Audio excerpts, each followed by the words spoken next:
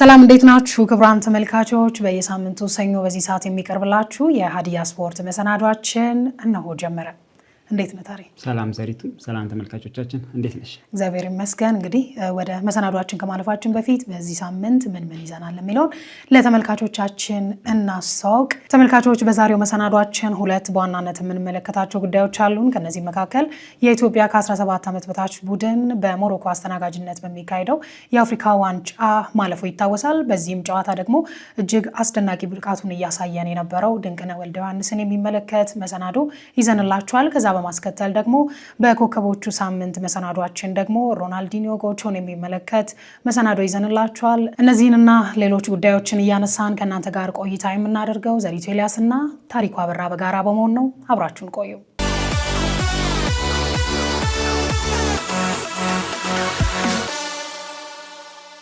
ከመሸጋገሪያ በኋላ ተመልሰን ተገናኝተናል። ክቡራን ተመልካቾች በቀዳሚነት የያዝነው ጉዳይ የኢትዮጵያ ከ17 ዓመት በታች ብሔራዊ ቡድን ወደ አፍሪካ ዋንጫ ማለፉ ይታወሳል።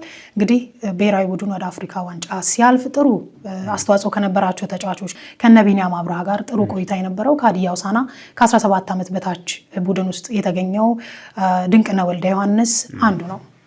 ድንቅነህ እንዳነሳሽው ከ22 ዓመት እነ ድንቅነህ እድሜ ይበልጣል። በ5 ዓመት በላይ ይበልጣቸዋል። ይህን ሁሉ ዓመት ኢትዮጵያ ከ17 ዓመት በታች ብሔራዊ ቡድን በአፍሪካ ውድድሮች ላይ መሳተፍ እንዳልቻለ የተመለከትንበት ነበር። ቀደም እንዳነሳሽው ከ4 ወር በፊት ነው በኢትዮጵያ የተካሄደው የምስራቅ አፍሪካ ወይም ደግሞ ሴካፋ ውድድር ላይ እነ ዳዊት ካሳው፣ ቢኒያም አብርሃ፣ ዮሴፍ አሻፊ የነበሩበት ብሔራዊ ቡድን ላይ ከሀዲያ ሆሳዕና ወጣት ቡድን ወይም ከ17 ዓመት ቡድን ላይ የተገኘው ድንቅነህ ወልደ ዮሐንስን ማንሳት እንችላለን። በአሰልጣኝ አላምሮ ካሳ ከሚመራው 17 ዓመት በታች ወጣት ቡድን የተገኘው ይሄ እንደዚህ አይነት እድሎች ብዙ ጊዜ ወደ ሀዲያ ዞን ውስጥ የመምጣት እድላቸው ጠባብ እንደሆነ ይታወቃል። 17 ዓመት በታች ቡድኑ እየተሳተፈ አልነበረም። ሀገር አቀፍ ወይም ደግሞ በክልሉም ውድድሮች የሉም እና እንደ አጠቃላይ ፌዴሬሽን ላይ የሚካሄዱ ውድድሮች ላይ የማይሳተፍም 5 ተጫዋቾች ነው የሙከራ እድል የተሰጣቸው። ከ5 ውስጥ አንዱ በመሆን ወይም ደግሞ በቀዳሚነት እድሉን በማግኘት ድንቅነህ ብሔራዊ ቡድን መቀላቀል ችሏል። ምርጥ 25 ውስጥ እንደ ኢትዮጵያ ከተመለመሉት ውስጥ መገኘት ብዙ ስራ ባልተሰራበት አካባቢ ላይ በተለይ ታዳጊ ላይ ብዙ ስራ ግለሰቦች ወይም ደግሞ ተጫዋቾች ናቸው ጥረት የሚያደርጉት። እንደ ዞን እንደ ክለብ ደግሞ ብዙ ታዳጊ ላይ ስራ እንደማይሰራ ብዙ ጊዜ ተናግረናል እና ከዚህ ተገኝቶ ብሔራዊ ቡድን ወክሎ እኔ ብሔራዊ ቡድኑ መመረጡ ብቻ ሳይሆን ምርጥ 11 ውስጥ ገብቶ ብሔራዊ ቡድን ካደረጋቸው 6 ጨዋታዎች ላይ 4ቱ ላይ መሳተፉ ትልቅ እድል ነው ብዬ አስባለሁ። ዘሪቱ አንድ ጥያቄ ወደ አንቺ ላምጣ። እንደዚህ አይነት ታዳጊዎች በአካባቢ ላይ መገኘታቸው ወጥተው ደግሞ የተሻለ ነገር ማሳየታቸው ለሌሎች አካባቢ ተጫዋቾችም በተለይ ደግሞ ለሚያሰለጥናቸው አሰልጣኞች ምን አይነት እድል ይሰጣል የሚለው የተወሰነ ተነሽ ደስ ይለኛል። ታሪኩ እንግዲህ የድንቅነህን እዚህ የብሔራዊ ቡድን ውስጥ መካተት ስንመለከት ድንገት ነበረ ጥሪውም የተደረገለት እና ያ ደግሞ እጅግ በጣም ብዙ ሰዎች ወደሚመለከቱት በሚሊዮኖችን ወክሎ የሀገር አቀፍ መድረክ እንዲሁም ደግሞ በኮንቲኔንታል ወይም ደግሞ በአህጉር አቀፍ ደረጃ ላይ መሳተፍ በጣም ትልቅ ነገር ነው። እንግዲህ እኛ ድንቅነህን አነሳን እንጂ በርካታ ተጫዋቾች አሉ በየአካባቢው የሚኖሩ ያ ማለት ትክክለኛ የሆነ ስልጠናን ባያገኙም በፍላጎት የሚሰለጥኑ ሌሎች በርካታ ተጫዋቾች አሉና ለነዚህ ተጫዋቾች ደግሞ በር የሚከፍት ነው፣ ስራ እንደሚከፍል ተስፋ ሊቆርጡ የሚችሉበት ሁኔታ አለና ነገር ግን የድንቅነህ ይሄንን እድል ማግኘትም ለተጫዋቾች ብቻ ሳይሆን ለአሰልጣኞችም እንግዲህ እኛ ማንመለከታቸው በየአካባቢው በርካታ ልጆችን ሰብስበው ትናንሽ ልጆችንም እኛ ከ15 ዓመት በታች ከ17 ዓመት በታች እንላለን እንጂ እዛ ያልደረሱ ልጆችንም በፍቃድ ሰብስበው የሚያሰለጥኑ ሌሎች አሰልጣኞች አሉ። ለነዚህ አሰልጣኞችም ትልቅ በር የሚከፍት ነው፣ መነሳሳትንም የሚከፍት ነው ብዬ አስባለሁ። በትክክል ብዙ ሰዎች የማያዩባቸው ቦታዎች ላይ ወይም ደግሞ ሽፋን የማያገኙ ምን እየሰሩ እንደሆነ የማይታወቁ አሰልጣኞችም ተጫዋቾችም በየአካባቢው ያሉ እንደ ድንቅነህ አይነት ልጆች እድል ሲያገኙ እነዚህ ልጆች ጭምር ነው የሚበረታቱት ተስፋ የሚያዩትና አንቺ እንዳነሳሽው ለብዙዎች ነው በር የሚከፍተው ብዬ አስባለሁ። ድንቅነህ ወደ ብሔራዊ ቡድን መሄዱ አይደለም ቅድም አንስቼዋለሁ ስኬታማ መሆኑ ጭምር ትልቅ በር ከፋች ነው ብዬ አስባለሁ። ከድንቅነህ ጋር ቆይታ አድርገናል። ከ17 ዓመት በታች ከ15 ዓመት በታች ድንቅነህን ካሰለጠኑ አሰልጣኞች ጋር ድንቅነህ አጠቃላይ መነሻ እግር ኳስ ህይወቱ ምን ይመስላል፣ ወደፊት የት መድረስ ይፈልጋል፣ የድንቅነህን አቅምስ እንዴት አዩት፣ በብሔራዊ ቡድን የሚጨምር የሚለው መነሻ ላይ ኳስ ሲጀምርስ ድንቅነህ ምን አይነት ባህሪ ነበረው፣ ምን አይነት አቅም ነበረው፣ ወደፊት የት ይጠብቁታል የሚለውን ከአሰልጣኞችም ከድንቅነህም ጋር ቆይታ ያደረግነው አለ። ቆይታውን ተከታትለን እንመለስ።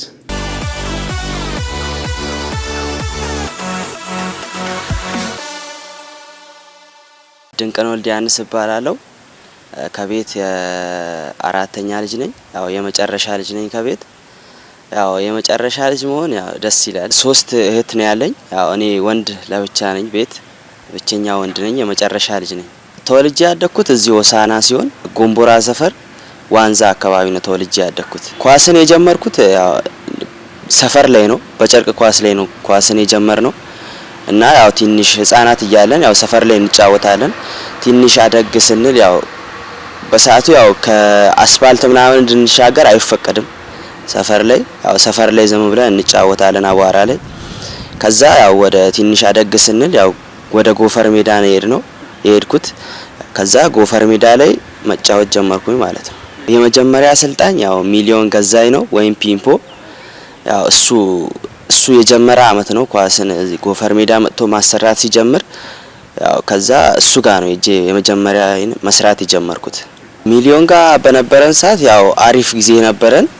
ያው ሞር ከኳስ ጋር እንሰራለን። ያው ስራዎችን ያው በደም እንሰራለን። ሞር ግን ከኳስ ጋር ነው የምንሰራቸው ስራዎች ከኳስ ጋር የተያያዙ ስራዎችን ነው የምንሰራው። ከአቢ ጋር እኔ አቢ ነው ምለው ድንቅነህ ዮሐንስ እኔ ጋር የነበረን ቆይታ 5 አመት ያህል ነው። የመጀመሪያ እንደዚህ መደበኛ አሰልጣኝ ኖሮት መሰልጠን ሲጀምር የመጀመሪያው ቡድን ነው። እኔም እግር ኳስ ታዳጊዎች ላይ መስራት አለብኝ ብዬ በተነሳው ሰዓት ከሰበሰብኳቸው ህጻናቶች መሀል አንዱ ነው። የዛን ጊዜ ጥሩ በልጅነቱ ጥሩ ተስፋ የምታይበት አይነት ታዳጊ ስለነበረ ያ በታዳጊነቱ እኔ ባለኛ አቅም መስጠት ያለብኝን ነገር መስጠት ነበረብኝ። ግን ያው እድገቱ በየጊዜው ትሬኒንግ ላይ ያለው ቁርጠኝነት፣ ለመለወጥ ያለው ፍላጎት፣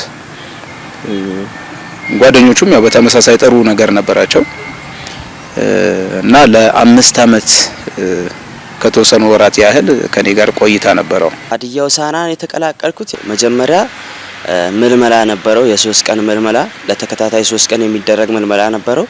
ያንን ምልመላ የመጨረሻው 3ኛው ቀን ላይ ነው የወደቅኩት ምልመላውን እና ያው ወደቅኩኝ ብዬ አልተቀመጥኩም ቤት። ያው ወደ ስራ ነው የገባሁት። ድጋሚ ሌላ እድል ይመጣል በሚል ድጋሚ ወደ ስራ ነው የገባሁት። ከዛ በመቀጠል ደግሞ ከዛ እዚህ ከተማው ላይ በተዘጋጀው ውድድር ተሳትፈን ነበር። ከዛ ውድድር ነው ድጋሚ የተጠራሁት ወደ ሀዲያ ሆሳዕና አንደር 17 ቲም። ድንቅነህ በጣም ደስ የሚል ባህሪ ያለው ሜዳ ላይ ትጋቱንም በገሃድ የሚያሳይ አልፎም ተርፎ ለሌላ ተጫዋቾች ምሳሌ መሆን የሚችል ለመስራት ኢንተረስት ያለው ብዙ ወደፊት መሮጥ ሊችል የሚፈልግበት አቅም ያለው ለብዙ ዞናችን ላይ ያሉ ወጣቶች ትምህርት መስጠት የሚችል በጣም ከአወራዋቸው ከጥቂቱ ከብዙ በጥቂቱ ልጁን የሚገልጽበት መንገድ ነው ብዬ አስባለሁ። በመሰረቱ አይናፋር ነው። በቃ አይናፋር የምትለው አይነት ተጫዋች ነው። ከልጅነት ሲያደግ ትሬኒንግ ጨርሰው አንዳንዴ እንደዚህ ጌሞች ያው ዝም ብሎ ለፈን የሚሆኑ አይነት ጨፈራዎች ላይ እንደዛ ምናምን በቃ ደፍሮ ያንን እንኳን የማድረግ ጓደኞቹ ማለት የማድረግ እንትኑ አልነበረው። ሀዲያ ሆሳዕናን መቀላቀሌ በጣም ደስ ብሎኛል። በሰዓቱ ያው ፈልገው ነበር። ያው ብዙ ጊዜ ሞክሬያለሁ። ያ ሙከራ ደግሞ በስተመጨረሻው ስለተሳካልኝ በጣም ደስ ብሎኛል። በጣም ለስራ ያለው ኢንተረስት ከፍተኛ። አንድ ተጫዋች የመጀመሪያው ኳስ ከመጫወቱ በፊት ኢንተረስት ነው፣ ፍላጎት ነው። ድንቅነህ ላይ ይህንን ነገር በብዙ ታይበታል። ከፌዴሬሽን እናንተ 17 ላይ ተጫዋቾች አይጠፉም፣ ምናልባት የመወዳደር እንኳን እድል ባታገኙ 5 ልጆች ካንተ ፈልግ ያለው ከናንተ ፈልገናል ብለው ሲሉኝ እና ምን ማድረገው ነገር ነው የጠፋኝ። 5 ልጆች ሲል ቁጭ ብዬ ጊዜ መውሰድ ፈለጉ። ከሌ ማለት ትችላለህ፣ ግን ደግሞ ቡድን ውስጥ አውትሻይን እያደረጉ ያሉ አይደለም ለቲዮኒ ለዋናው ቡድንም ሄደው ጀስት ቻሌንጅ የሚያደርጉ ሬዚስት ማድረግ የሚችሉ ያሉበት ቡድን ነው 17 U17 ማለት ነው።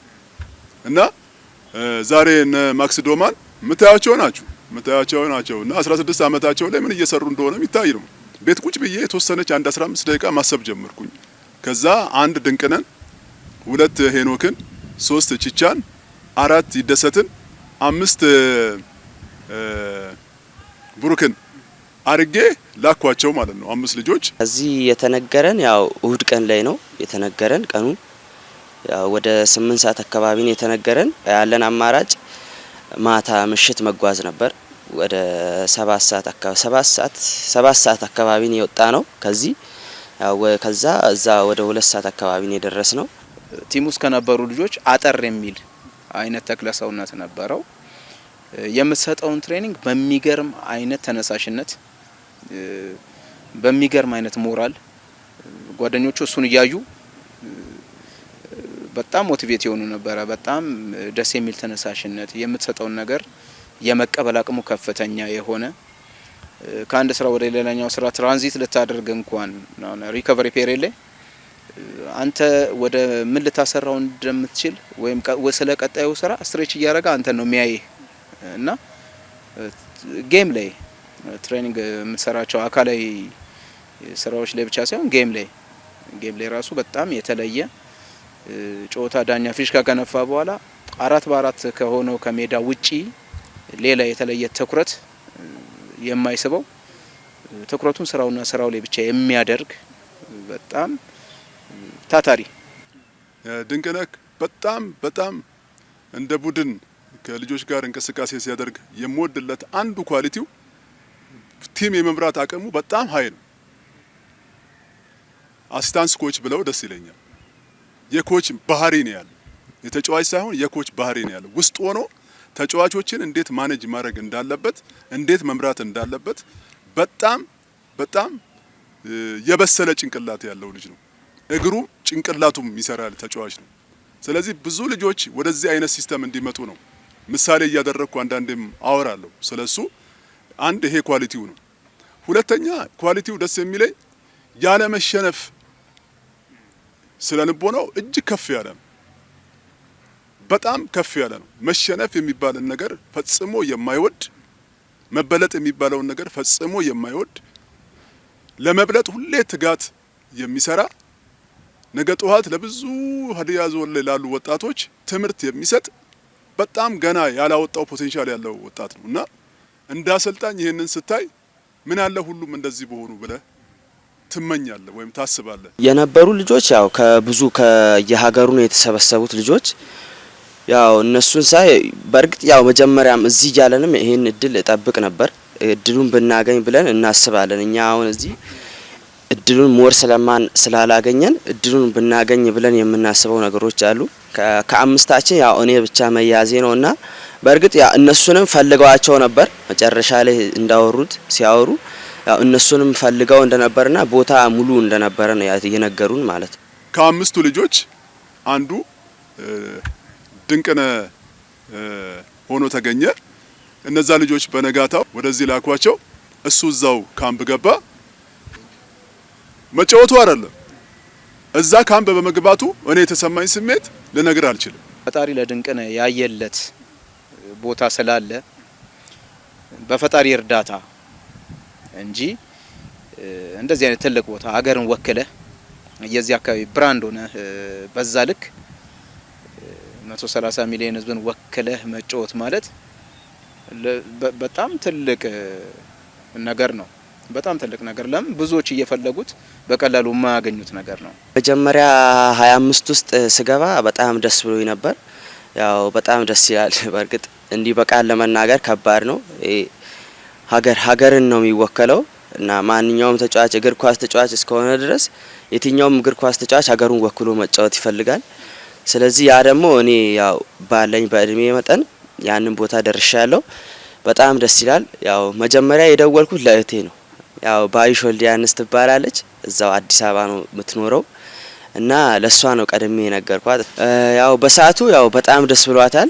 ያው እሷ ስትመጣ እኔ ራሱ ያው እንደተነገረኝ ቶሎ ኦሬዲ ጌሙን አልጨረስኩም ነበር። ያው የምናደርገውን ጌም እኔ ስመረጥ ያንን ጌሙ ሙሉ በሙሉ ሳያልቅ እኔን አንተ ጨርሰሃል ብለው ነው ያወጡኝ። በዛ ሂደት ውስጥ እኔ ቶሎ ብዬ ያው ስልኬን አውጥቼ ካስቀመጥኩበት ለእቴን የደወልኩት ያው እህቴም ደግሞ ያው አልቆየችም። በቃ እንደነገርኳት ቶሎ ብላ ነው የመጣችው ማለት ነው። በጣም ደስ ብሏት እንደነገርኳት እንደውም ጮኸች፣ በጣም ከደስታዋ ብዛት ማለት ነው። እነሱም ያው በጣም ደስ ብሏቸዋል። ከዚህ በፊትም ያው እነግራቸው ነበር ይሄን ሀሳብ ማለት ነው። ይሄ ልጆች አሁን ቲክቶክ ላይ ምናምን የሚፖሰቱ ነገሮችን እናያለን። እዚህ ቁጭ ባልነበትም እዛ የሚደረጉ ምልመላዎችን ውድድር ላይ ምን አይነት እንደሚደረጉ እናይ ነበር። ያው ምን አለ እኔ አሁን ቤት ምን አለ ይሄን እድል እኔም ባገኝ ምናምን ብዬ የሆነ በቁጭት እናገር ነበር። ያንን ቁጭቴን ደግሞ ያው እድሉን አግኝቼ ስለተጠቀምኩኝ ያው ቤት በጣም ነው ደስ ያላቸው። ያው አሁን እድሉን አግኝታል ይሄው እድልን ተጠቀም ብለው ነው የሸኙኝ። ከቤትም ሲሸኙኝ እዛ ቤስት 11 ላይ ሆኖ ሳየው እንደውም የደወለልኝ ቺቻ ነው። ኮች ቺቻ እንትና ድንቅነ ቤስት 11 ውስጥ ሆኖ ዛሬውን ኳስ ይጀምራል ይሄ አለኝ። ለኔ እኔ አይደለሁም የሞቀኝ ማለት ደስታውስ ተሰምቶኛል። ግን ክብሩን መጀመሪያ መውሰድ ያለበት ማን ነው? እግዚአብሔር ነው ብዬ ለእግዚአብሔር ክብር ሰጥቻለሁ። ባቢ እዛ ጋር መጫወት ወይም እዛ ጋር በመድረሱ ግን በእርግጠኛነት ከኔ በላይ የተደሰተ ሰው አለ ብሎ በማመን ተቸገር ይሆናል። እኔ ብዙ ጊዜ ያኔ አይደለም ጨዋታው ካለቀ ውድድሩ ካለቀ በኋላ የሆነ አይነት ስሜት ሊበርድልህ ይችላል አይደል? በኩራት በሁሉም አጋጣሚ ሁሉ እደሰታለሁ እና የቤት ስራ ነው የሰጠኝ። ሌላ ብዙ አቢዎች አሉ። ሴካፋ ውድድር አሪፍ ነው። ያው ኦሬዲ ከ100 ወደ 80% አሳክተናል ብዬ አስባለሁ። ካደረግናቸው 6 ጨዋታዎች ያው እኔ በቋሚነት የተሰለፍኩት 4ቱ ጨዋታ ላይ ነው።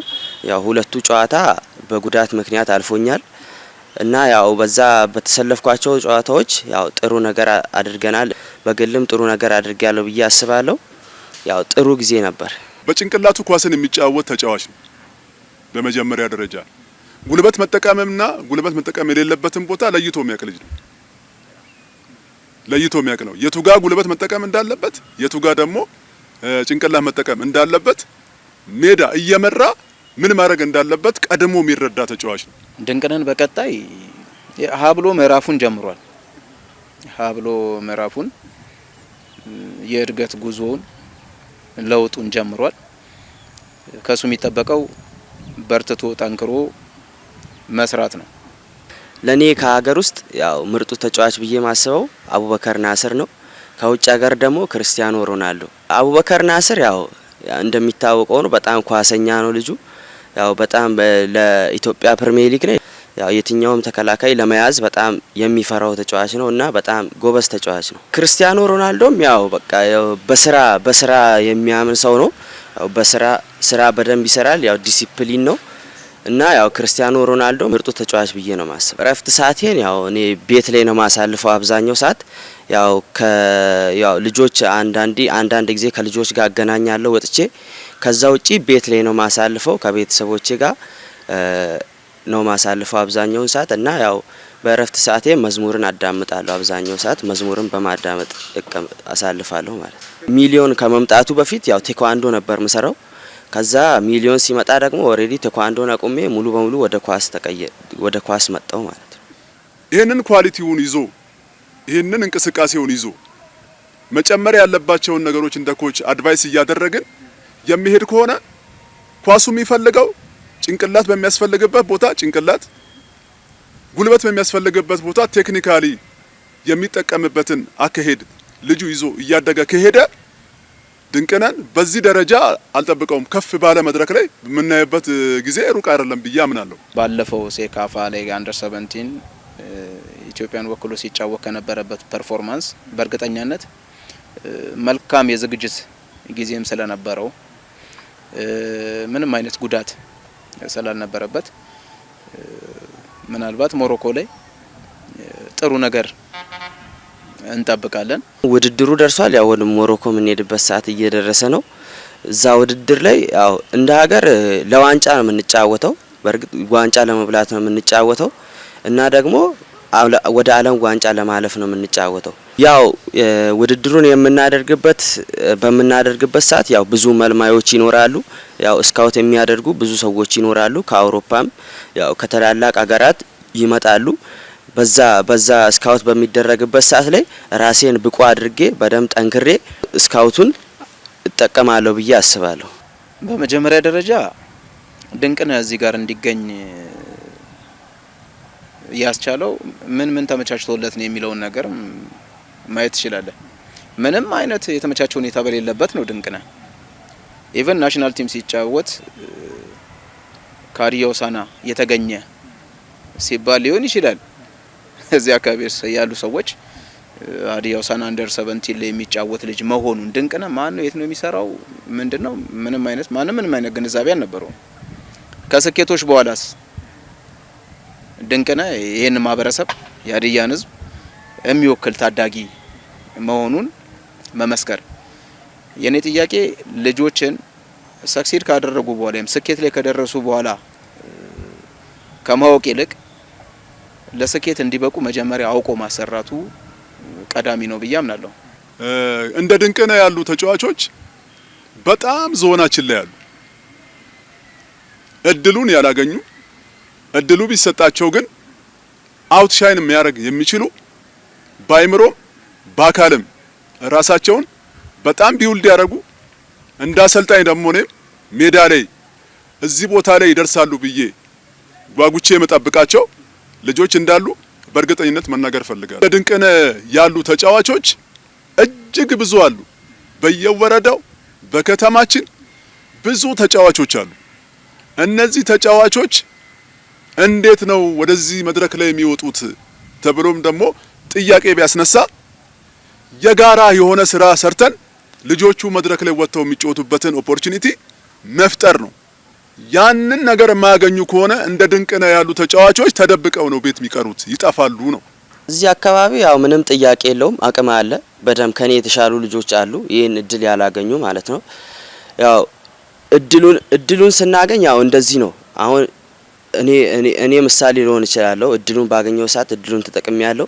እድሉን ያላገኙ ደግሞ ከኔ የተሻሉ ብዙ ተጫዋቾች አሉ። ተስፋ ባለመቁረጥ እና ያው ስራን ጠንክሮ በመስራት እንደዚህ አይነት አሁን ይሄ እድል ብቻ አይደለም ያለው፣ ሌሎች እድሎችም ይመጣሉ። ከዚህ በኋላ የተሻለ ጊዜ ይሆናል ብዬ ነው ማስበው። ከዚህ በኋላ ያው እኔ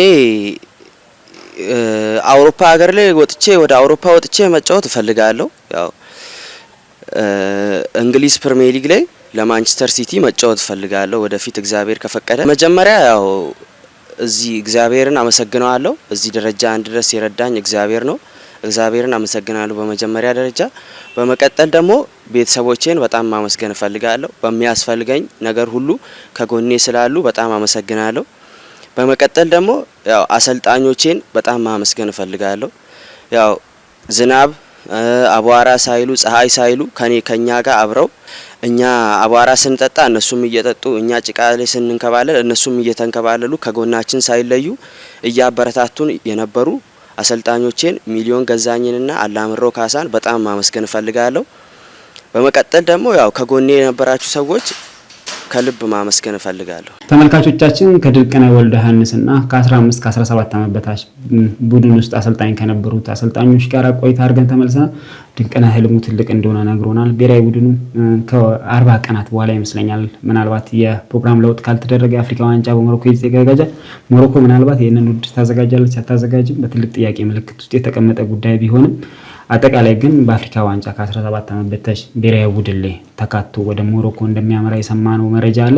እንደ አጠቃላይ ድንቅነህ ብዙ ነው ህልሙ። ይሄንን ውድድር የአፍሪካ ዋንጫን ተገናርጎ ወደ አውሮፓም የመሻገር ህልም እንዳለው ሰምተናል። እንግዲህ ድንቅነህ ከዚህ በበለጠ በትላልቅ መድረኮች ላይ እንመለከታለን ብለን ተስፋ እናደርጋለን። ታሪኩ ወደ ቀጣዩ መሰናዷችን እንለፍ። የቀጣዩ መሰናዷችን የሚሆነው የኮከቦቹ ሳምንት መሰናዷችን ነው። በዚህ የኮከቦቹ ሳምንት መሰናዷችን ደግሞ በዚህ ሳምንት 46ኛ ዓመቱን በማክበር ላይ የሚገኘውና እጅግ ታላቅ ተጽዕኖን የፈጠረው በተለይ በስፖርቱ ዓለም በስፖርቱ ተመልካቾችም ዘንድ በጣም የሚወደደው በፈገግታው በቴክኒኮቹ የሚታወቀው ሮናልዲኒዮ ጎቾን የምናነሳው ይሆናል ማለት ነው። ምንም ጥያቄ የለም። ሮናልዲኒዮ ጎቾ ሲነሳ ከታለንቱም በላይ ቀደም እንዳነሳሽ የፈገግታው ጉዳይ ብዙ እግር ኳስ ቤተሰብ ወይም ደግሞ አእምሮስ ቁጭ ያለ ነው ተብሎ መታሰብ ይቻላል። 46ኛ ዓመቱን ቅዳሜ ቀን አክብሯል። ጎቾ ብዙ ሳይጠገብ የደበዘዘ ተጫዋች እንደሆነ ብዙዎች ያነሳሉ። ምናልባት የተጫወተው በወጣ አቋም ጥቂት ዓመት ቢሆንም በተጫወተበት ቆይታ ግን ትልቅ ስኬቶችን ማሳካት የቻለ የዓለም ዋንጫ ማሸነፍ፣ ቻምፒየንስ ሊግን፣ ባሎን ዶርን ማሸነፍ ችሏል። ግን አብዛኛው እግር ኳስ ቤተሰብ ጎቾ ከነበረው አቅም አንፃር ይሄ ብቻ ነው ወይ ማሳካት የነበረበት የሚል ጥያቄ ያነሳሉ። የተወሰነ እናንሳ። የጎቾን አመጣጥ 2003 ነው በእግር ኳስ ወይም ደግሞ እንደ ዓለም እግር ኳስ ላይ ዝውውር ወቅቶች በጣም አነጋጋሪ የዝውውር ወቅቶች የነበሩበት ጊዜያት ነበሩ። ለምሳሌ የ2003ቱ የዝውውር መስኮት ብዙዎች የሚነጋገሩበት በርካታ የዓለም እግር ኳስ ተመልካቾች ዘንድ መነጋገሪያ የሆነ የዝውውር መስኮት እንደሆነ ይታወቃል። ክርስቲያኖ ሮናልዶ ወደ ማንቸስተር ዩናይትድ የመጣበት፣ ቤካም ወደ ማድሪድ የሄደበት፣ ሮናልዲኖ ጎቾ ወደ ከፒኤስጂ ወደ ባርሴሎና ያመራበት እያለን በርካታ ዝውውሮችን እናነሳለን። ሴስ ፋብሪጋዝ ወደ አርሰናል የመጣበት ከላሜሲያ እንደዚህ አይነት ዝውውሮች ነበሩ። 2009 ዓመተ ምህረቱ ይታወቃል። ጋላክቲኮ ማድሪድ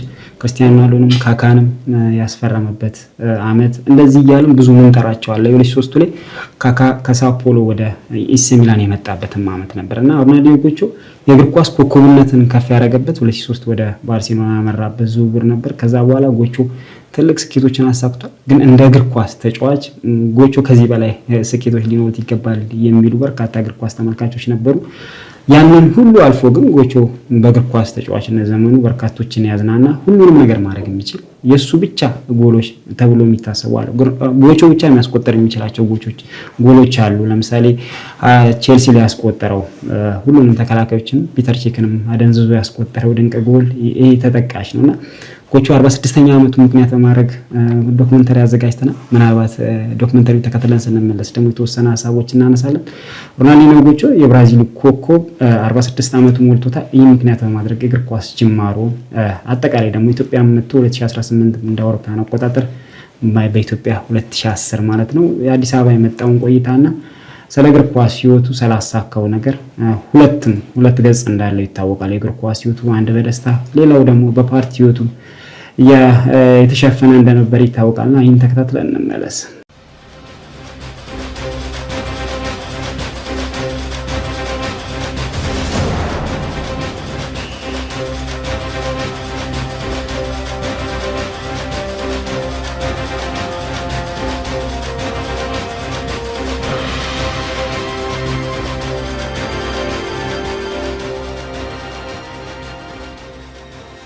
እግር ኳስ ለብዙዎች ጨዋታ ነው፣ ለጥቂቶች ደግሞ ብርቱ ውጊያ።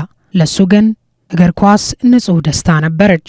በሜዳ ላይ ዳንኪራ የሚረግጥ፣ በፈገግታው ስታዲየምን የሚያበራ፣ የማይቻሉ የሚመስሉ ቅጽበቶችን በሁለት እግሮቹ እውነት ያደረገ ድንቅ አስማተኛ። ባላንጣዎቹ የሪያል ማድሪድ ደጋፊዎች ሳይቀሩ በሳንቲያጎ በርናባው ስታዲየም ቆመው እንዲያጨበጭቡለት ያስገደደው ያ የብራዚላዊው ጥበበኛ አሻራ ዛሬም ድረስ አልደበዘዘም። እንደ አውሮፓውያኑ አቆጣጠር ማርች 21 1980 በታሪክ ገጽ ላይ የእግር ኳሱ ዓለም ድንቅ ስጦታውን ከወደ ብራዚል ያገኘበት ቀን ነበር። ዛሬ በኮከቦች ሳምንት ፕሮግራማችን ስለ አስደናቂው ሮናልዲኒዮ ጎቾ እናወሳለን። ጥበብ፣ ፈገግታና እግር ኳስ በአንድ ላይ የተገናኙበት የጥበበኛው ሳምንት ተጀምሯል። አብራችሁን ቆዩ።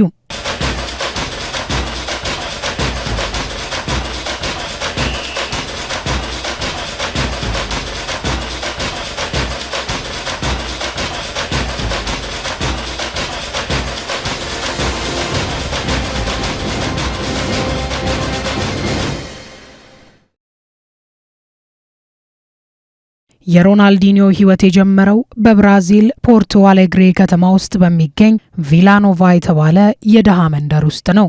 በብራዚል ውስጥ እግር ኳስ ከድህነት መውጫ ብቸኛ መንገድ ተደርጎ ይታያል። ትንሹ ሮናልዲኒዮም ገና በልጅነቱ ኳስን ከጓደኞቹ ጋር በጎዳናዎች ላይ መጫወት ጀመረ። በወቅቱ ጓደኞቹ ከሱ የሚበልጡ በመሆናቸው እሱን ለማድነቅና ታናሽነቱን ለመግለጽ ጎቾ የሚል ስያሜ ሰጡት። የታሪኩ መጀመሪያ ግን ከታላቅ ወንድሙ ሮቤርቶ ዲያሲስ ጋር በጥብቅ የተቆራኘ ነበር። ሮቤርቶ በወቅቱ ለታዋቂው የግሬሚዮ ክለብ የሚጫወት ድንቅ ተሰጥኦ የነበረው ተጫዋች ሲሆን ቤተሰቡን ከድህነት ለማውጣት ብቸኛው ተስፋ ነበር። በሮናልዲኒዮ ህይወት ውስጥ መሪር ሐዘን የተከሰተው ገና በ8 ዓመቱ ነበር። አባቱ ጆአዎ ለልጆቹ እግር ኳስን ያስተማርና ሁሌም የሚበረታታ ታላቅ ሰው ነበር። በወቅቱ ሮቤርቶ ከግሬሚዮ ጋር ባደረገው ስምምነት መሰረት ክለቡ ለቤተሰቡ መዋኛ ገንዳ ያለው ቤት ሰጥቷቸው ነበር። አንድ ቀን አባቱ በዚሁ መዋኛ ገንዳ ውስጥ በድንገት በደረሰበት የልብ ድካም ሕይወቱ አለፈ። ይህ ክስተት ለትንሹ ሮናልዲኒዮ ትልቅ የስነ ልቦና ስብራት ቢሆንም ወንድሙ ሮቤርቶ ግን አባትም ወንድምም ሆኖ ለታናሹ ጎቾ መቆምን መረጠ። አባቱ ከመሞቱ በፊት ለሮቤርቶ የተናገረው ትንቢታዊ ቃል ዛሬም ድረስ ይታወሳል። አባቱ ሮቤርቶን አንተ ጎበዝ ተጫዋች ነህ፣ ነገር ግን ታናሽ ወንድምህን በሚገባ ተመልክተ እሱ ወደፊት የዓለም ምርጥ ተጫዋች ይሆናል ብሎት ነበር። ሮቤርቶ ይህንን ቃል እንደ ትልቅ ኃላፊነት ወስዶ ታናሽ ወንድሙን ማሰልጠን ጀመረ። ሮናልዲኒዮ ኳስን መቆጣጠር የተማረው በሳር ሜዳ ላይ ብቻ ሳይሆን በቤታቸው ኮሪደር ውስጥና ከውሻው ቦምቦን ጋር እየተሻማ ነበር። ይህ የቤት ውስጥ ልምምድ ነው በኋላ ላይ በዓለም መድረክ ተከላካዮችን ግራ ሲያጋባ የኖረው። ሮናልዲኒዮ ወደ ግሬሚዮ ታዳጊ ቡድን ሲቀላቀል ገና በልጅነቱ አስገራሚ ነገሮችን ያደርግ ነበር። በወቅቱ የብራዚል እግር ኳስ በችሎታ የታሸ ቢሆንም የሮናልዲኒዮ አቀራረብ ግን ከሌሎቹ የተለየ ነበር። በአንድ የሰፈር ጨዋታ ላይ ቡድኑ 23-0 ሲያሸንፍ 23ንም ጎሎች እሱ ብቻ ማስቆጠሩ ለመጀመሪያ ጊዜ በብራዚል ጋዜጦች ላይ ስሙ እንዲሰፍር አደረገው። ይህ ታሪክ በወቅቱ በብራዚል ውስጥ እንደ ተረት ይነገር ነበር። በ1998 ዓ.ም ለግሬሚዮ ዋናው ቡድን ተሰልፎ መጫወት ሲጀምር የብራዚል እግር ኳስ አዲስ ንጉስ ማግኘቷን በተግባር አወቀች። በወቅቱ ግሬሚዮ ውስጥ ያለው ጫና ከፍተኛ ቢሆንም ሮናልዲኒዮ ግን ሜዳ ውስጥ ሲገባ የሚጨነቅ ሳይሆን የሚዝናና ይመስል ነበር። በተለይ በ1999 ዓ.ም የብራዚል ብሔራዊ ቡድን ካፒቴንና እጅግ ጠንካራ ተከላካይ የነበረውን ዱንጋን ያደረገው ነገር ዛሬም ድረስ በግርምት ይታያል። ሮናልዲኒዮ ዱንጋን በተለያዩ የማታለያ ዘዴዎች ሜዳው ላይ ወዲህና ወዲያ ሲያሽከረክረው የተመለከቱ ደጋፊዎች አዲሱ ፔሌ መጥቷል ብለው በከፍተኛ ድምፅ ጮሁ። ዱንጋ በጊዜው በብራዚል እግር ኳስ ውስጥ ትልቅ ግርማ ሞገስ ያለው ሰው ቢሆንም ሮናልዲኒዮ ግን ያለምንም መሸማቀቅ ጥበቡን አሳይቶበታል። ከግሬሚዮ ጋር ያለው ቆይታ እየጠነከረ ሲመጣ ሮናልዲኒዮ በብራዚል ብሔራዊ ቡድን ውስጥ ለመጀመሪያ ጊዜ ተጠራ። እንደ አውሮፓውያኑ አቆጣጠር በ1999 በተካሄደው የኮፓ አሜሪካ ውድድር ላይ በቬንዙዌላ ላይ ያስቆጠራት ጎል ዛሬም ድረስ እንደ ድንቅ የታሪክ አሻራ ትጠቀሳለች። ኳሷን ተቀብሎ በአየር ላይ በማታለል ካለፈ በኋላ ያስቆጠራት ጎል መላው ብራዚላውያን አዲስ የኳስ ንጉስ እንዳገኙ እንዲያምኑ አደረጋቸው። በዛን ወቅት የብራዚል ደጋፊዎች ስለሱ የሚሰሙት ወሬ ሁሉ ልብ ሰቃይ ነበር። ሮናልዲኒዮ በሜዳ ላይ ያለው ፍጥነት፣ ኳስን የመደበቅ ችሎታውና ባልተጠበቀ ሰዓት የሚሰጣቸው ኳሶች እሱን ልዩ አድርገውታል። ወንድሙ ሮቤርቶ በወቅቱ ለሮናልዲኒዮ የዝውውር ጉዳዮች ትልቅ ስራ ይሰራ ነበር። ሮቤርቶ የወንድሙን ተስጦ ለዓለም ለማሳየት እቅድ ነደፈ። የወንድሙን ዝውውር በሚመለከት ከግሬሚዮ ጋር ትልቅ ውዝግብ ውስጥ ቢገቡም በስተመጨረሻ ግን ወደ አውሮፓ የሚወስደው በር ተከፈተ። የግሬሚዮ ደጋፊዎች ሮናልዲኒዮ ክለቡን ጥሎ ሊሄድ መሆኑን ሲያውቁ ከፍተኛ ተቃውሞ ቢያሳዩም የሮናልዲኒዮ ህልም ግን ከአትላንቲክ ውቅያኖስ ማዶ ካለችው አውሮፓ ጋር የተቆራኘ ነበር። ሮናልዲኒዮ ወደ አውሮፓ ለመሻገር ሲዘጋጅ ምርጫው የፈረንሳዩ ፒኤስጂ ነበር። በወቅቱ እንደ ባርሴሎናና ኤሲ ሚላን የመሳሰሉ ትላልቅ ክለቦች ቢፈልጉትም እሱ ግን ፓሪስን የመረጠው በቀጥታ ወደ ትልቅ ጫና ከመግባት ይልቅ በአውሮፓ እግር ኳስ ራሱን ማዘጋጃ የሚሆን መድረክ በመፈለጉ ነበር። በፒኤስጂ ቤት በቆየባቸው 2 የውድድር ዓመታት ውስጥ የህይወቱ ሌላኛው ምዕራፍ ተጀመረ። ፓሪስ ለሮናልዲኒዮ የእግር ኳስ ሜዳ ብቻ ሳትሆን የጭፈራና የደስታ ከተማም ነበረች። ከብራዚል ድህነት ወጥቶ ወደ ፓሪስ ውበት የገባው ሮናልዲኒዮ በከተማዋ የምሽት ህይወት ተማረከ። በወቅቱ የነበረው አሰልጣኝ ሉዊስ ፈርናንዴዝ ሮናልዲኒዮ ከስልጠና ይልቅ ጭፈራ ያሸንፈዋል በሚል ተደጋጋሚ ቅሬታ ቢያቀርብም ሜዳ ሲገባ የሚያሳየው ብቃት ግን አሰልጣኙን ዝም ከማሰኘት ባለፈ መላው አውሮፓን ያስገረመ ነበር። በተለይ ከማርሴ ጋር በሚደረጉ የደርቢ ይህ ባህሪው ነው በኋላ ላይ በእግር ኳስ ደጋፊዎች አስማተኛ ተብሎ እንዲጠራ ያደረገው። ሮናልዲኒዮ በፒኤስጂ እያለ ለብሔራዊ ቡድኑ የሚሰጠው ትኩረትም ከፍተኛ ነበር። እንደ አውሮፓውያኑ አቆጣጠር 2002 ዓ.ም ለሮናልዲኒዮ ወርቃማው ዓመት ነበር። በደቡብ ኮሪያና ጃፓን በተካሄደው የዓለም ዋንጫ ብራዚልን በመወከል የተሳተፈው ሮናልዲኒዮ ከሮናልዶ ናዛሪዮና ከሪቫልዶ ጋር በመሆን The 3 R's የተሰኘውን አስፈሪ የፊት መስመር መስርቶ ነበር። በውድድሩም በእንግሊዝ ላይ ከርቀት ያስቆጠራትና ግብ ጠባቂው ዴቪድ ሲማንን ያስደመመችው የቅጣት ምት ጎል ዛሬም ድረስ በታሪክ ውስጥ እንደ ትልቅ ተአምር ትጠቀሳለች። ሲማን ኳሷን ለማዳን ሲዘል፣ ሮናልዲኒዮ ግን ኳሷ ወደ መረቡ እንደምትገባ አስቀድሞ አውቆ ነበር። በዛ ጨዋታ በቀይ ካርድ ቢወጣም ብራዚል ወደ ግማሽ ፍጻሜ እንድታልፍ ትልቅ ሚና ተጫውቷል። በስተመጨረሻም ብራዚል 5ኛ የዓለም ዋንጫዋን በድል ስታነሳ የሮናልዲኒዮ ስም በዓለም አቀፍ ደረጃ እንደ አዲስ ኮከብ ደመቀ። ሮናልዲኒዮ በፈረንሳዩ ፒኤስጂ ቤት በነበረው ቆይታ ጥበቡን ለአውሮፓ ማሳየት ቢችልም ልቡ ግን ይበልጥ ደምቆ ወደሚታይበት ትልቅ መድረክ ለመሸጋገር ይናፍቅ ነበር። በ2003 የክረምት የዝውውር መስኮት ሲከፈት መላው የእግር ኳስ ዓለም አይኑን በሮናልዲኒዮ ላይ ጥሎ ነበር። በወቅቱ የእንግሊዙ ታላቅ ክለብ ማንቸስተር ዩናይትድ ዴቪድ ቤካምን ለሪያል ማድሪድ በመሸጡ ምክንያት የሱን ቦታ የሚተካ ትልቅ ኮከብ ይፈልግ ነበር። ሰር አሌክስ ፈርጉሰንም ሮናልዲኒዮን ለማስፈረም ቆርጠው ተነሱ። ድርድሩ እጅግ ሰፊና ረጅም ነበር። እንዲያውም ሮናልዲኒዮ ወደ ማንቸስተር ለመጓዝ ሻንጣውን ሸክፎ እንደነበርና ዝውውሩ በአብዛኛው ተጠናቆ እንደነበር ይነገራል። ነገር ግን በስፔን ካታሎና ሌላ ትልቅ ታሪክ እየጻፈ ነበር። ባርሴሎና በወቅቱ በከፍተኛ የዋንጫ ድርቅና በኢኮኖሚ ቀውስ ውስጥ ይገኝ ነበር። ጆዋን ላፖርታ የክለቡ ፕሬዝዳንት ለመሆን ሲወዳደሩ ዴቪድ ቤካምን እንደሚያስፈርሙ ለደጋፊዎች ቃል ገብተው ነበር። ሆኖም ቤካም ማድሪድን በመምረጡ ላፖርታ ቃላቸውን ለመጠበቅ ሌላ አማራጭ መፈለግ ነበረባቸው። በወቅቱ በባርሴሎና አመራር ውስጥ የነበሩትና ከዚህ ቀደም ለናይኪ ኩባንያ በብራዚል ሲሰሩ የነበሩት ሳንድሮ ሮሴል ከሮናልዲኒዮ ወንድም ሮቤርቶ ጋር የጠበቀ ወዳጅነት ነበራቸው። ሮሴል ለሮቤርቶ ደውለው ባርሴሎና ሮናልዲኒዮን እንደሚፈልገው ነገሩት።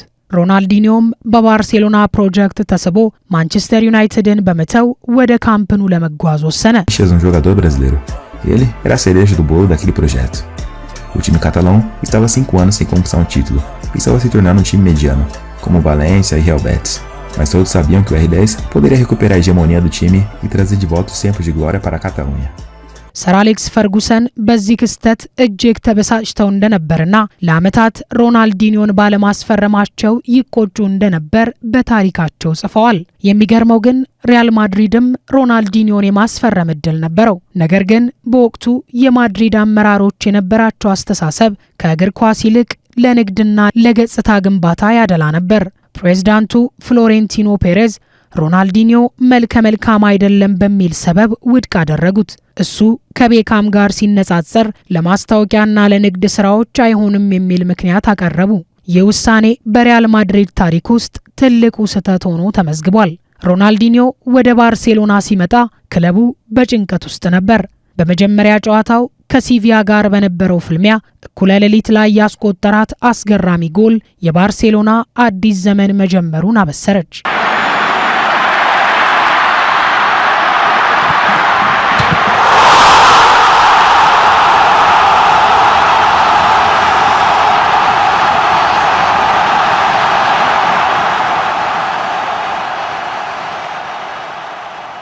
ሮናልዲኒዮ በባርሴሎና ቤት ሲጫወት ተጨንቆ ሳይሆን እየተዝናና ነበር።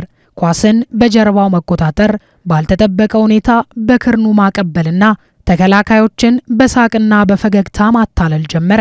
የባርሴሎና ደጋፊዎች ለዓመታት የናፈቁትን ደስታ አገኙ። በሮናልዲኒዮ መምጣት ምክንያት የባርሴሎና ስታዲየም በደጋፊዎች መሞላት ጀመረ። እሱ ለክለቡ ዋንጫ ብቻ ሳይሆን አዲስ ማንነትና ኩራትንም ሰጥቷል። በ2005 የተደረገው የኤል ክላሲኮ ጨዋታ ደግሞ የሮናልዲኒዮ የንግስና ማረጋገጫ ነበር። በሳንቲያጎ በርናባው ስታዲየም ባርሴሎና ሪያል ማድሪድን 3-0 ሲያሸንፍ ሮናልዲኒዮ ያስቆጠራቸው 2 ጎሎች አስማታዊ ነበሩ። የሪያል ማድሪድ ተከላካዮችን እንደ ቅጠል እያረገፈ ያስቆጠራቸው ጎሎች በስታዲየሙ የነበሩትን ጠንካራ የማድሪድ ደጋፊዎች ከመቀመጫቸው አስነሷቸው። የማድሪድ ደጋፊዎች ለባርሴሎና ተጫዋች ቆመው ያጨበጨቡበት ያ ቅጽበት በእግር ኳስ ታሪክ ውስጥ እጅግ ብርቅዬ ክስተት ነው። በአውሮፓ ሻምፒዮንስ ሊግ ሮናልዲኒዮ የማይረሱ ትዕይንቶችን አሳይቷል። በለንደን ስታንፎርድ ብሪጅ ከቸልሲ ጋር በነበረው ጨዋታ በቆመበት ወገቡን በማወዛወዝ ያስቆጠራት ጎል ዛሬም ድረስ በቪዲዮ ሲታይ ግርምትን ይፈጥራል። ተከላካዮችና ግብ ጠባቂው ፒተር ቼክ ምን እንደተፈጠረ እንኳን ሳይረዱ ኳሷ መረብ ላይ አረፈች። ይህ ጎል የሮናልዲኒዮ የፈጠራ ችሎታ የት ድረስ እንደሆነ ማሳያ ነበር።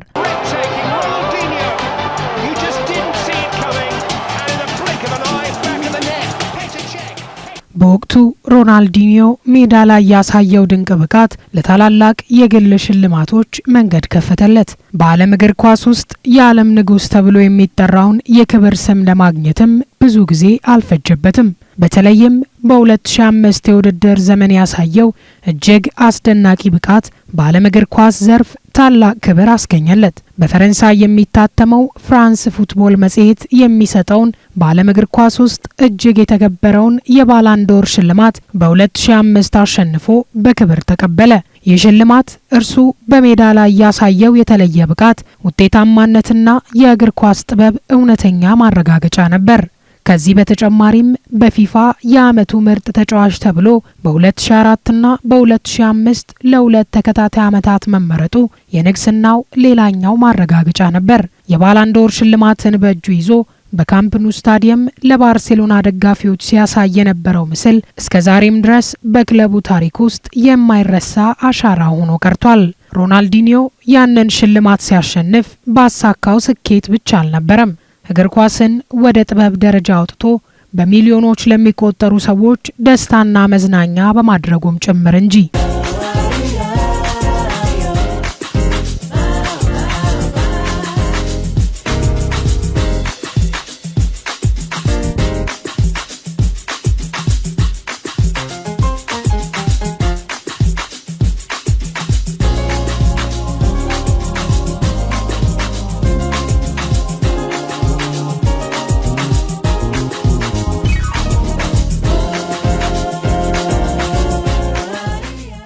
በዛን ወቅት ባርሴሎና ውስጥ አንድ ወጣት ተጫዋች እያደገ ነበር። እሱም ሊዮኔል ሜሲ ነው። ሮናልዲኒዮ የሜሲን ተሰጥኦ ቀድሞ ተረድቶታል። ሜሲን እንደ ታናሽ ወንድሙ በመንከባከብ ወደ ዋናው ቡድን እንዲቀላቀል ትልቅ ድጋፍ አደረገለት። ሜሲ የመጀመሪያ የባርሴሎና ጎሉን ሲያስቆጥር ኳሱን አመቻችቶ ያቀበለውና ሜሲን በጀርባው አዝሎ ደስታውን የገለጸው ሮናልዲኒዮ ነበር። ሜሲ ራሱ ሮናልዲኒዮ ለባርሴሎና የሰጠው ነገር በቃላት አይገለጽም ይላል። ሮናልዲኒዮ በነበረበት ወቅት ባርሴሎና የዓለም እግር ኳስን በበላይነት መቆጣጠር ችሎ ነበር። በ2006 አርሰናልን በፍጻሜ ያሸንፈው የሻምፒዮንስ ሊግ ዋንጫውን ሲያነሱ ሮናልዲኒዮ የቡድኑ ዋና ሰው ነበር። ነገር ግን ከስኬቱ ጀርባ ሌላ ፈተና እየመጣም ነበር። ሮናልዲኒዮ ለጭፈራና ለምሽት ህይወት ያለው ፍቅር ከጊዜ ወደ ጊዜ እየጨመረ መጥቷል። በስፔን የሚገኙ የምሽት ክለቦች የሮናልዲኒዮ ሁለተኛ ቤት ሆኑ። ይህ ደግሞ በልምምድና በብቃቱ ላይ ተጽዕኖ ማሳደር ጀመረ። አሰልጣኙ ፍራንክ ራይካርድ ሮናልዲኒዮን ይወዱት ስለነበር በባህሪው ላይ ብዙም ጥብቅ አልነበሩም።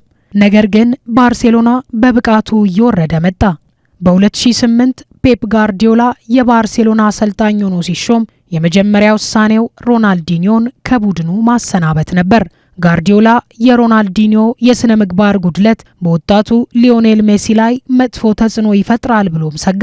ሮናልዲኒዮ የክለቡ ምክትል ቢሆንም ጋርዲዮላ ግን ለክለቡ ስኬት ሲል እሱን ለመሸጥ ወሰነ። በዚህም ሮናልዲኒዮ ወደ ጣሊያኑ ኤሲ ሚላን አቀና። በኤሲ ሚላን ቤትም ቢሆን አንዳንድ ድንቅ ብቃቶችን አሳይቷል። ከካካና ከዴቪድ ቤካም ጋር በአንድ ቡድን ውስጥ ሆኖ መጫወትም ችሏል። ነገር ግን ያ በባርሴሎና የነበረው አስፈሪ ብቃቱ ቀስ በቀስ እየደበዘዘ መጣ። የሮናልዲኒዮ የአውሮፓ ቆይታ በኤሲ ሚላን ቤት ፍጻሜውን ማግኘት ሲጀምር ብዙዎች የጥበበኛው ዘመን አብቅቷል ብለው ደምድመው ነበር። ነገር ግን ሮናልዲኒዮ ገና ለዓለም የሚያሳየው ያልተነበበ ምዕራፍ ነበረው። በ2011 ወደ ሀገሩ ብራዚል ተመልሶ ለታዋቂው ፍላሚንጎ መፈረሙ በመላው ብራዚል ትልቅ መነቃቃትን ፈጠረ። በሺዎች የሚቆጠሩ ደጋፊዎች በስታዲየም ተገኝተው ንጉሳቸውን ተቀበሉ። በፍላሚንጎ ቆይታው አሁንም የአስማታዊ ብቃቱ እንዳልጠፋ የሚያሳዩ ጎሎችን ቢያስቆጥርም ከክለቡ አመራሮች ጋር በደሞዝ ክፍያ ምክንያት በተፈጠረ አለመግባባት መንገዳቸው ተለየ። በዚህ ግጭት ምክንያት ብዙዎች ሮናልዲኒዮ በቃኝ ብሎ እግር ኳስን ያቆማል ብለው ጠብቀው ነበር። ሆኖም ግን ያልታሰበው ተከሰተ። ሮናልዲኒዮ ለአትሌቲኮ ሚኔሮ ፈረመ። ሚኔሮ በወቅቱ በብራዚል እግር ኳስ ውስጥ እንደ ትልቅ ክለብ የማይታይና በታሪኩ ብዙም ዋንጫ ያላነሳ ቡድን ነበር። ሮናልዲኒዮ ወደዛ ሲያቀና ለሽርሽር ነው የሄደው የሚሉ ትችቶች በዝተውበት ነበር። ነገር ግን እሱ የመጣው ለታሪክ እንደሆነ በተግባር አሳየ። በአትሌቲኮ ሚኔሮ ቤት ሮናልዲኒዮ ዳግም ተወለደ። ቡድኑን በመምራት በ2013 የደቡብ አሜሪካውን ትልቅ ዋንጫ ኮፓ ሊበርታዶሬስን ሲያነሳ መላው ዓለም በአግራሞት ተመለከተው። ይህ ድል ሮናልዲኒዮን በታሪክ ብቸኛው ተጫዋች አደረገው። የዓለም ዋንጫን፣ የአውሮፓ ሻምፒዮንስ ሊግና የኮፓ ሊበርታዶሬስን ዋንጫ በአንድ ላይ በማሸነፍ የታሪክ ብቸኛው የትሪፕል ክራውን ባለቤት ሆነ። ይህ ስኬት ከቴክኒክ በላይ የሮናልዲኒዮ የአሸናፊነት ስነ ልቦና ምን ያህል ጠንካራ እንደሆነ ያሳየ ነበር። ከሚኔሮ በኋላ ወደ ሜክሲኮ ኩሬታሮ አቅንቶ በዛም ቢሆን ደጋፊዎችን በድንቅ ክህሎቱ ሲያስደምም ቆይቷል። በስተመጨረሻም በ2018 እግር ኳስን በይፋ ሲያቆም መላው ዓለም አንድ ትልቅ የጥበብ መጽሐፍ እንደተዘጋባት ተሰማት።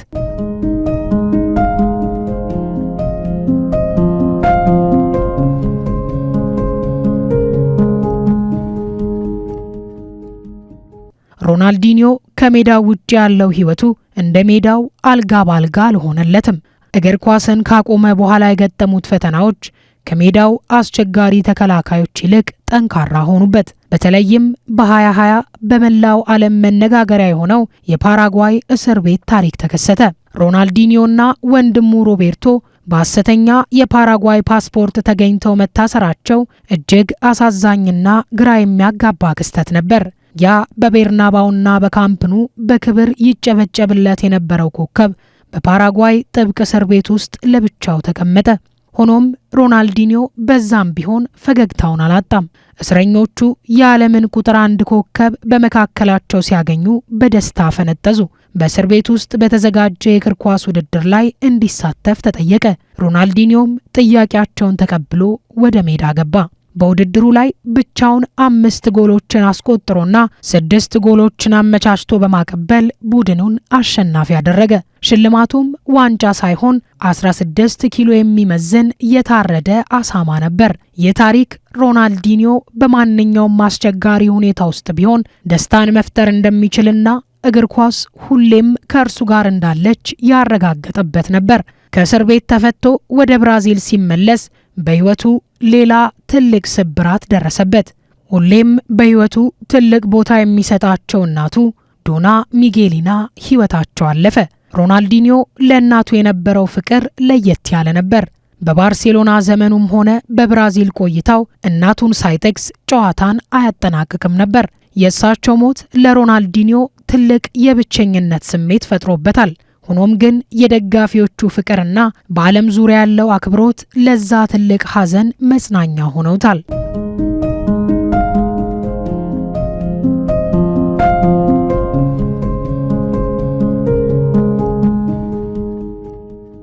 ሮናልዲኒዮ በግል ሕይወቱ ውስጥ በርካታ ስህተቶችን ቢሰራም እንደ አንድ ሰውነቱ ግን እጅግ ቅንና ለማንም ክፉ የማይመኝ መሆኑ በተደጋጋሚ ይነገራል። በተለይ በበጎ አድራጎት ስራዎች ላይ ያለው ተሳትፎና ታዳጊዎችን ለማበረታታት የሚያደርገው ጥረት የሚደነቅ ነው። በ2018 ወደ ኢትዮጵያ የመጣበት አጋጣሚ ደግሞ ለኢትዮጵያውያን የእግር ኳስ አፍቃሪዎች ልዩ ትውስታ ነው።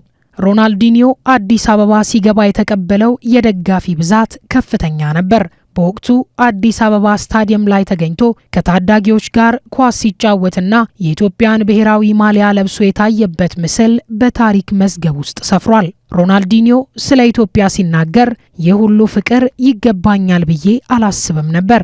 ኢትዮጵያውያን ለእግር ኳስ ያላቸው ስሜት የሚደነቅ ነው በማለት ምስክርነቱን ሰጥቷል።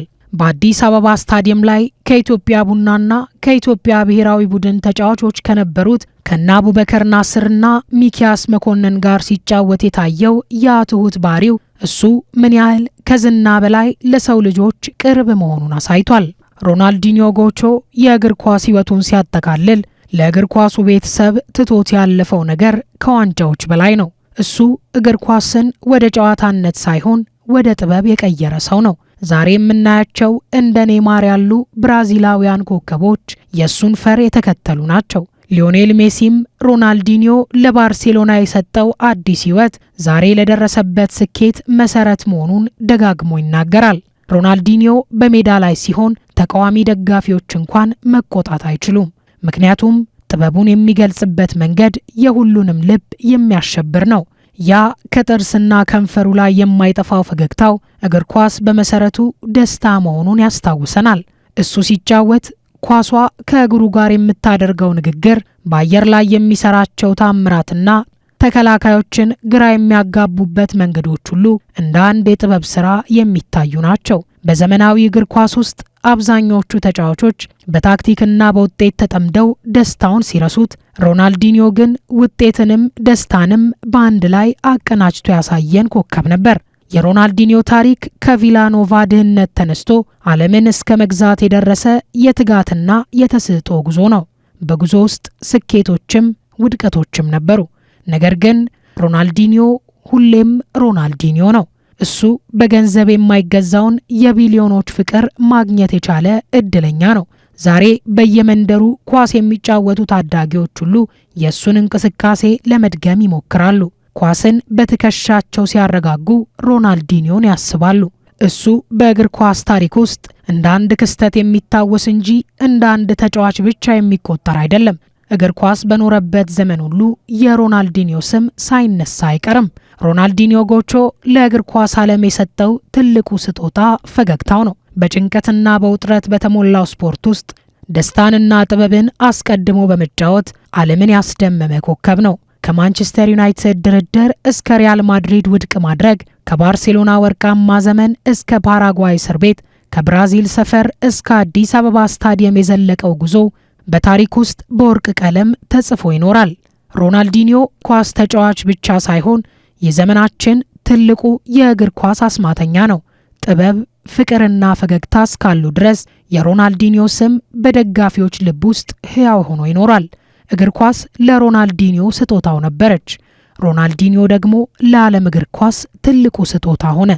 ዛሬም ይሁን ነገ ታሪክ ሲወሳ በሳር ሜዳው ላይ ኳሷን እንደ ዳንቴል እየጠለፈ ደስታን የዘራው ያ ጥበበኛ በኩራት ይታወሳል።